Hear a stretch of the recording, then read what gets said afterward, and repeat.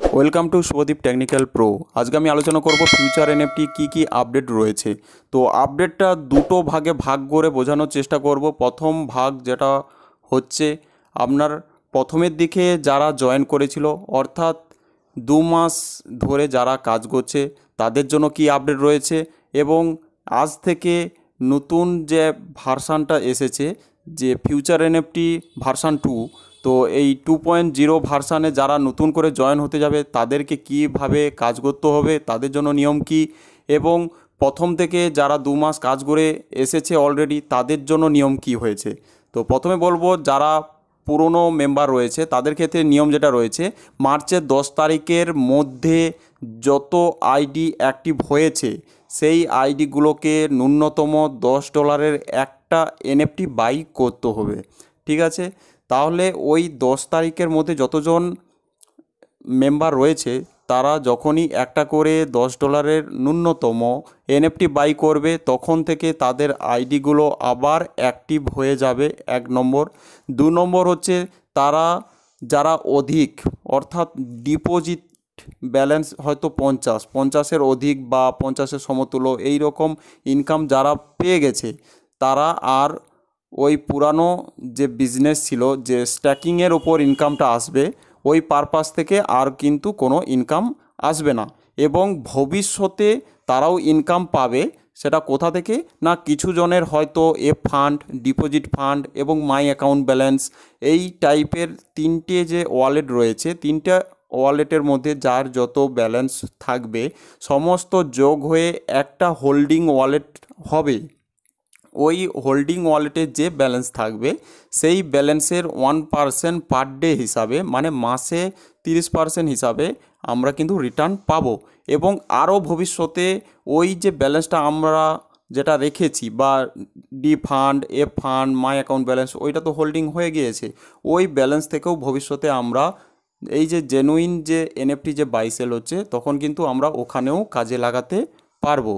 আচ্ছা, এরপরে আসবো যারা টোটালি কোনো পেমেন্ট পায়নি, যারা ইনভেস্ট করেছে হয়তো কিছু 50 হোক 100 হোক যাই হোক একটা অ্যামাউন্ট ডিপোজিট করেছে কিন্তু টোটালি আজ পর্যন্ত কোনো পেমেন্ট পায়নি, সেক্ষেত্রে কি হবে, তাদের ক্ষেত্রে প্রিন্সিপাল অ্যামাউন্টটা কেবলমাত্র ফেরত পাবে।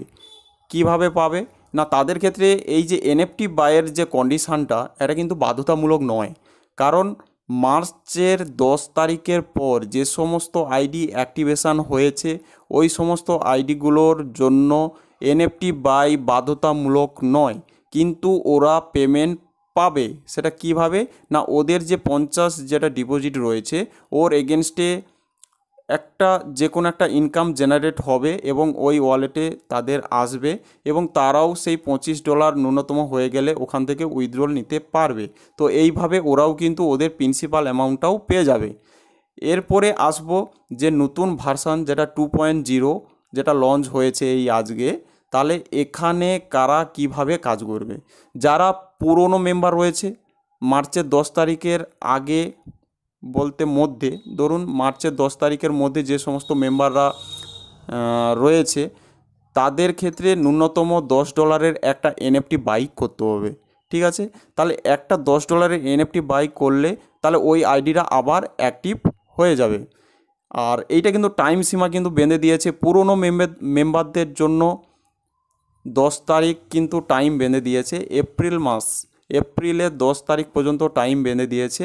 এই 10 তারিখের মধ্যে যারা পুরনো মেম্বার, অর্থাৎ মার্চের 10 তারিখের মধ্যে রেজিস্ট্রেশন যে সমস্ত মেম্বার রয়েছে সেই সমস্ত মেম্বারদেরকে $10 ন্যূনতম একটা এনএফটি বাই করে আইডি অ্যাক্টিভেশান করতে হবে। তো অ্যাক্টিভেশান হয়ে গেলে কী কী সুবিধা পাবে না, তার নিচে যেমন যা আইডি রয়েছে, যত মেম্বার রয়েছে সমস্ত মেম্বারের স্থান কিন্তু একই জায়গায় থাকবে এবং ওই $10 এগেনস্টেও কিন্তু 1.8 হিসাবে পার ডে রিটার্ন কিন্তু আসবে। 1.8% রিটার্ন হিসাবে পার ডে ইনকাম তার ওই আইডিতে আসবে এবং 10 তারিখের পর থেকে তার নিজের মতো সে যেমন খুশি আবার এনএফটি সে বাই করতে পারবে। কেবলমাত্র এই এপ্রিলের 10 তারিখের মধ্যে প্রত্যেকটা আইডিতে কেবলমাত্র একটা করে এনএফটি বাই করার পারমিশন রয়েছে। কেউ যদি চায় দুটো এনএফটি কিনবে সেক্ষেত্রে কিন্তু সে পাবে না। কেবলমাত্র এই মার্চের 10 তারিখের মধ্যে যারা পুরনো মেম্বার রয়েছে, 10ই মার্চের আগের আইডি যারা রয়েছে তাদেরকে ন্যূনতম একটা $10 এনএফটি বাই করতে হবে। আর যারা 10 তারিখের পরে রয়েছে তাদেরকে কোনো এনএফটি বাই করতে হবে না, তা সত্ত্বেও তারা ইনকাম পাবে প্রিন্সিপালটুকু। ঠিক আছে, ক্লিয়ার? এরপরে ধরুন যারা একদম ফ্রেশ নিউ ক্যান্ডিডেট যারা যোগ্য হবে বা আসতে চাইছে তাদেরকে আমাদের এই ওয়েবসাইট আর হয়তো বিকেল বা কাল থেকে খুব সুন্দরভাবে নতুন মেম্বারদের আমরা কিন্তু জয়েন করানো সিস্টেম কিন্তু পেয়ে যাব। এবং আগে যে রেফার লিঙ্ক রয়েছিল ওই রেফার লিঙ্কটা কিন্তু একটু চেঞ্জেস হতে পারে, তার জন্য বলছি সবাই আপডেট পাওয়ার পরে সমস্ত মেম্বারদেরকে জয়েন করাবেন। এরপর নতুন মেম্বার যারা আসবে তাদেরকে কিন্তু ডাইরেক্টলি $50 দিয়ে জয়েন করানো আমার মতে বেটার। কারণ $50 না হলে আমাদের স্যালারির যে একটা নিয়মকানুন রয়েছে যে মেম্বার টোটাল 20 জন ডাউনলাইন যে দরকার, সেক্ষেত্রে যদি $10 আইডি থাকে সেটা কিন্তু কাউন্টিংয়ের মধ্যে আসবে না। যদি $50 আইডি থাকে সেক্ষেত্রে কিন্তু স্যালারির ক্ষেত্রে সেটা কাউন্টিং হবে। তার জন্য সবাইকে বলবো নতুন যারা জয়েন হবে তাদেরকে ডাইরেক্টলি $50 এনএফটি বাই করিয়ে আইডি অ্যাক্টিভেশন করাবেন, সেক্ষেত্রে সকলেরই ভালো। এরপর আরেকটা যেটা বলবো যে অনেকের হয়তো ইচ্ছে হচ্ছে যে আমি $50 দিয়ে করব কি $100 দিয়ে করব আইডিটা, কিন্তু 10 তারিখের আগে অর্থাৎ 10ই এপ্রিলের আগে আমাকে তো $10 ডিপোজিট করতে হচ্ছে, তাহলে আর এক্সট্রা যে $40 বা $90 আমি ডিপোজিট করতে পারছি না। সেটা কিন্তু এপ্রিল মাসের 10 তারিখের পর আমরা যেমন খুশি যার যত প্রয়োজন আমরা এনএফটি বাই করতে পারবো, এবং তখন ডাউনলাইন ব্যবসাও কিন্তু অনেক বেড়ে যাবে। আর অ্যাক্টিভেশনের ক্ষেত্রে শুধু এইটুকু চেঞ্জেস হয়েছে, আমরা শুধু ধরে নেব যে যেটা আমরা $50 ঢুকিয়ে স্ট্যাক করতাম সেটা কিন্তু এখন $50 দিয়ে আমরা শুধু একটা এনএফটি বাই করিয়ে দিচ্ছি, যার জন্য কিন্তু এই এনএফটি বাই করার জন্য আমার আইডিটা অ্যাক্টিভ হয়ে যাচ্ছে। এবং এই যে এনএফটিটা জেনুইন যে একটা এনএফটি বাই করা হচ্ছে এটা কিন্তু আমরা ট্রাস্ট ওয়ালেট থেকেই অ্যাড্রেসটা লিঙ্ক করিয়ে আমাদেরকে কিনতে হবে, এবং ওই এনএফটিটা ওয়েবসাইটেও যেমন আমরা দেখতে পাবো তেমনি কিন্তু ট্রাস্ট ওয়ালেটের মধ্যেও এনএফটি অপশানের মধ্যেও আমরা দেখতে পাবো যে আমরা কোন কোন এনএফটি কিনেছি বা কেনা রয়েছে আমার।